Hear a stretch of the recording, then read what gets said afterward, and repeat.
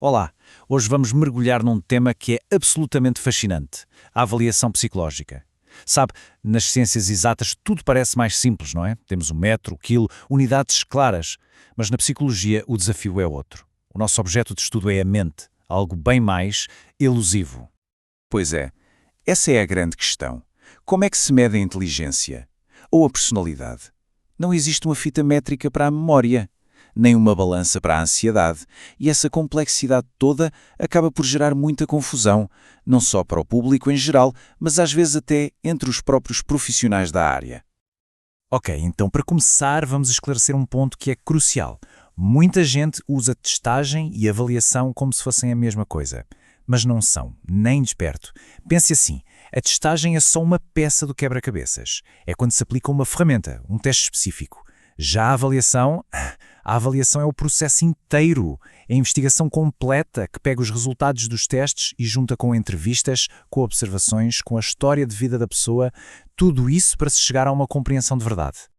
E o nosso roteiro para esta análise vai ser o seguinte. Primeiro, vamos explorar esse desafio de medir o que não se vê. Depois, vamos abrir a caixa de ferramentas dos psicólogos. A seguir, veremos como tudo isso funciona na prática, no mundo real. Também vamos falar dos desafios e da responsabilidade ética envolvida e, por fim, vamos entender porque uma avaliação é muito, mas muito mais do que um simples número. Muito bem, então como é que os psicólogos sequer começam a enfrentar essa tarefa gigantesca de medir algo que a gente não pode ver ou tocar? Bom, o primeiro passo, e talvez o mais importante de todos, é definir exatamente o que se está a tentar medir. E para isso precisamos de entender uma palavra-chave: construto. Construtos são, basicamente, os conceitos teóricos que a psicologia usa para explicar o nosso comportamento. Coisas como inteligência, personalidade, ansiedade, não são objetos físicos que a gente possa pegar. São ideias, são modelos que nos ajudam a organizar, a entender e até a prever como as pessoas pensam, sentem e agem. A avaliação psicológica, no fundo, é a ciência que tenta dar uma medida para esses construtos.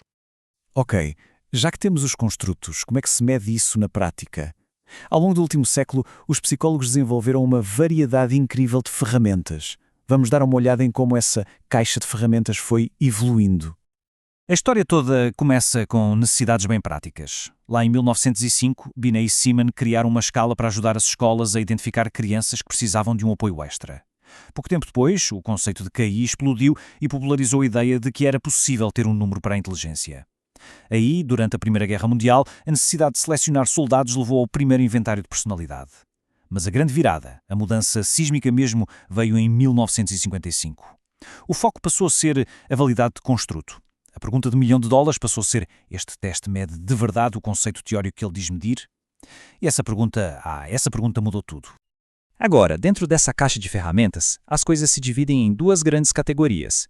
De um lado, temos os instrumentos psicométricos. Eles são bem estruturados, como um teste de múltipla escolha, sabe? O objetivo aqui é quantificar, é ter um número. Do outro lado, temos os instrumentos projetivos.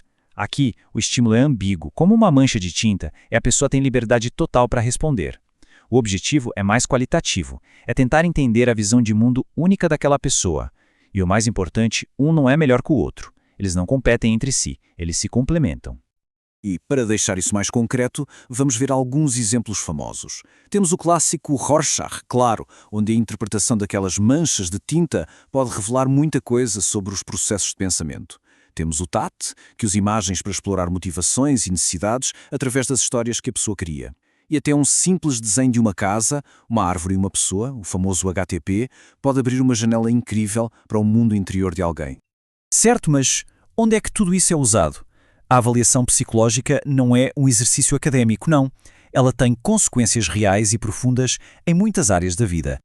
Na clínica, por exemplo, a avaliação é simplesmente fundamental. Ela ajuda a fechar um diagnóstico, a entender os pontos fortes e as dificuldades de um paciente e, o mais importante, a desenhar um plano de tratamento que realmente funcione. Mas não é só aí. No mundo corporativo, as empresas usam avaliações para tentar tomar decisões de contratação mais inteligentes, prevendo quem tem mais chance de se dar bem numa função, e também para identificar onde os funcionários atuais podem precisar de mais desenvolvimento. E no sistema judicial, aí a coisa fica ainda mais séria. Na psicologia forense, as avaliações são cruciais em disputas de custódia de filhos, para determinar se alguém tem condições de ser julgado ou até para avaliar o risco de uma pessoa voltar a cometer um crime. E claro, nas escolas e na orientação de carreira. As avaliações ajudam os estudantes a receber o apoio educacional de que precisam e guiam as pessoas na escolha de profissões que tenham a ver com os seus interesses, as suas aptidões e a sua personalidade. Com tanta coisa em jogo, dá para imaginar o tamanho da responsabilidade que um psicólogo carrega ao fazer uma avaliação. Existem desafios enormes e deveres éticos que precisam ser seguidos à risca. Um dos maiores desafios é o tal do viés de desejabilidade social. Pense bem, se alguém está a fazer um teste para uma vaga de emprego, a tendência é querer mostrar a sua melhor versão, certo? Agora, se essa mesma pessoa está num consultório, buscando ajuda, é mais provável que seja totalmente honesta sobre as suas dificuldades. O contexto muda tudo e pode distorcer completamente os resultados. E aqui temos outro desafio gigantesco, a cultura. Os testes não são universais. O que funciona num país pode não fazer o menor sentido em outro. O Brasil, por exemplo, viveu um período que foi descrito como desastroso, onde testes estrangeiros eram simplesmente traduzidos sem nenhuma adaptação cultural. O resultado? Dados completamente inválidos. Isso só mostra como a pesquisa e a validação local são absolutamente essenciais.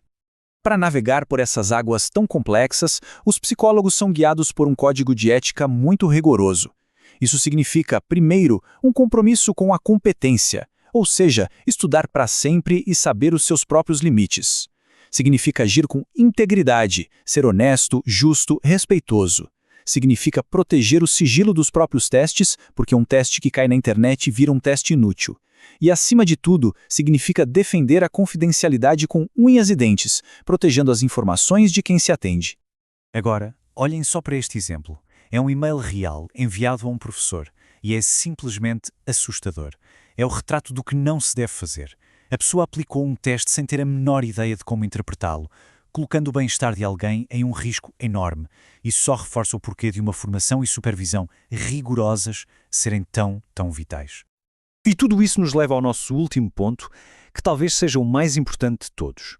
No meio de tantos testes, números e laudos, é muito fácil perder de vista o que realmente importa. A gente vê um número como este, um QI de 130, e pode cair na tentação de achar que isso diz tudo o que precisamos de saber sobre uma pessoa. É óbvio que não, de jeito nenhum. Porque se a avaliação psicológica fosse só isso, ela seria um fracasso completo. Reduzir a imensa complexidade de um ser humano a um único número é exatamente o oposto do objetivo. Então, a verdadeira essência do processo é a síntese. O resultado do teste é só uma peça de informação. Ele tem que ser combinado com o que se aprende na entrevista, com o que se observa no comportamento da pessoa, com toda a sua história de vida.